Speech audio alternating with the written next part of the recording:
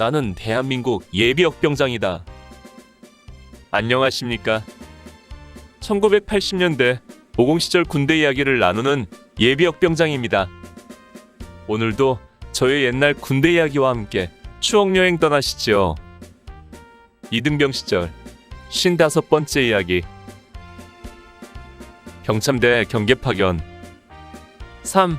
본대 도착과 파견지 생활의 시작. 악몽의 밤을 보냈습니다. 나는 다행히 우리 분대장의 배려로 일찍 근무를 끝내고 잠자리에 들었지만 거의 잠을 이루지 못하고 뜬 눈으로 세웠습니다. 그러다가 얼핏 잠들었다 깨우는 소리에 눈을 떠보니 새벽 4시 반이었습니다. 우리 소대 선발대 중에서 어젯밤 불침번을 서지 않은 3명은 이미 구중대에 근무를 인수하여 초소에 나가고 없었습니다. 구중대는 어젯밤 언제 그런 일이 있었냐는 듯이 모두들 일어나서 철수 준비를 하고 있더군요. 우리 본대는 새벽 5시에 도착했습니다. 뒤이어 구중대가 철수를 하고 나니 이제 이곳 병참대는 우리들 세상이 되었습니다. 곧바로 내무반 정리를 시작했습니다.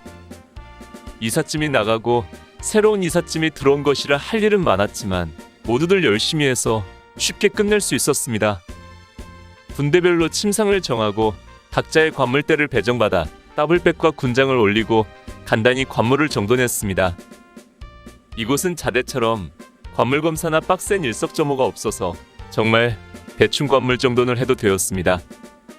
정돈을 어느 정도 마치고 본대가 자대에서 수령하여 싸가지고 온 아침밥을 먹었습니다. 공식적으로 오늘 아침까지는 자대에서 식사를 하는 것이라더군요. 식사를 마치고 6시부터 첫 근무를 나갔습니다. 사실 나는 자대에 전입된 뒤 그때까지 외곽초소 근무를 해보지 못하고 있었습니다. 우리 부대는 안전사고가 많이 발생하는 소위 사고부대여서 부대장이 이등병은 외곽초소 근무를 세우지 말고 내무이병만 세워라 지시를 했기 때문에 그동안 불침번만 서고 외곽초소 근무를 해볼 기회가 없었던 것입니다. 그러기에 논산훈련소에서 경계 실습을 해보고는 처음 해보는 초소 근무에 대한 걱정도 있었습니다. 우리가 경계 근무를 해야 할 병참대 3중 유리창고는 안쪽으로 쑥 들어간 계곡에 위치하고 있었습니다. 그곳은 바로 우리들의 소대전술 교장이 맞닿아 있는 곳이라서 예전에도 몇 번 보았던 곳이더군요. 이곳에 우리가 근무를 해야 할 초소가 3개 있었습니다. 정문초소와 산악일초소 그리고 산악이초소가 있었지요. 나의 첫 근무는 정문에서 시작되었습니다. 6시에 정문으로 가니 근무를 서고 있던 김아무개 상병이 수화를 했습니다. 손들어! 움직이면 쏜다! 암구호! 경계 시간에 배웠던 원칙에 의거해서 수화를 받았습니다. 자상하고 마음 좋은 김상병은 자세히 근무 요령을 일러주었습니다. 여기는 위험지역이 아니기 때문에 실탄을 장전하고 근무하지 않아도 된다. 탄창은 탄입대에 넣어두었다가 상황이 발생하면 즉시 장착하도록 한다. 그러나 이곳은 정문초소이니 FM대로 경계총을 하고 근무해야 한다. 만약 누가 오면 수화를 철저히 하고 만약 수화를 받지 않으면 아무리 높은 사람이라 할지라도 사격해도 된다. 순찰 나온 주번사관이나 지휘관이 소총을 달라고 해도 절대 총을 주어서는 안 된다. 위급사항은 초소에 있는 TA 원전화기로 즉시 보고해라. 나는 그동안 훈련소와 자대에서 배운 경계 실습과 김상병의 교육을 토대 삼아 정말 FM으로 근무를 했습니다. 파견지에서의 일과는 오직 경계 근무와 휴식으로 이루어져 있었습니다.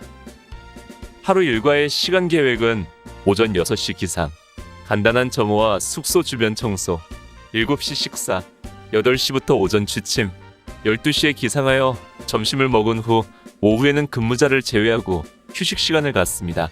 오후 6시 저녁 식사를 하고 자유시간을 갖다가 밤 8시부터 취침에 들어가는 것입니다.